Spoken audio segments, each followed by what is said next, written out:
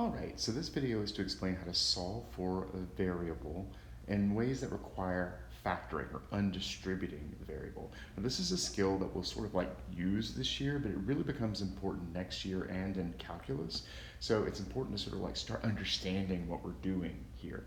So I'm going to do problems 27 and 29, which both require this skill. Number 30 does as well, but I think doing two of these is probably enough explanation. So we're asked to solve for p here, and if you notice in this problem, p in 27 is in both this term and this term.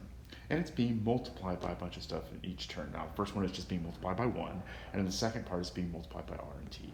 Whenever you see this, that the variable you're trying to solve for is in multiple terms, the way to think about this is I want to get that p by itself.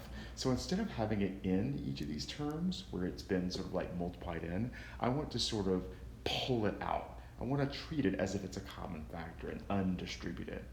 So I'm going to take this p plus prt, and I'm going to undistribute, I'm going to pull out, factor out a p.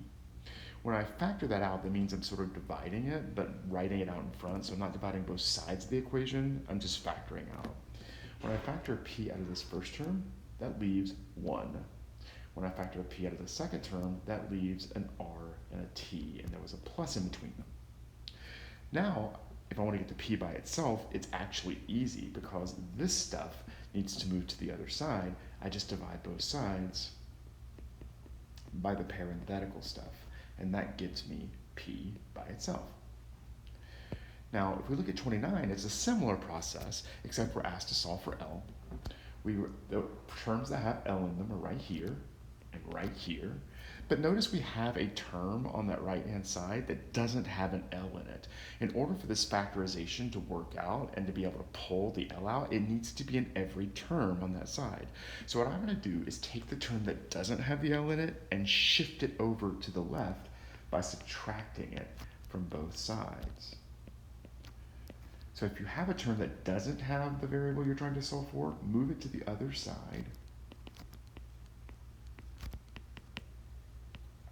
And now, notice L in this term, L in this term. I can factor that out just like I did in problem 27.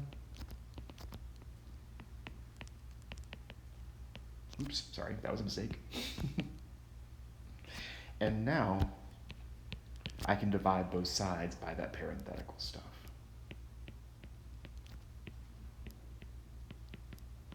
And now my L is by itself.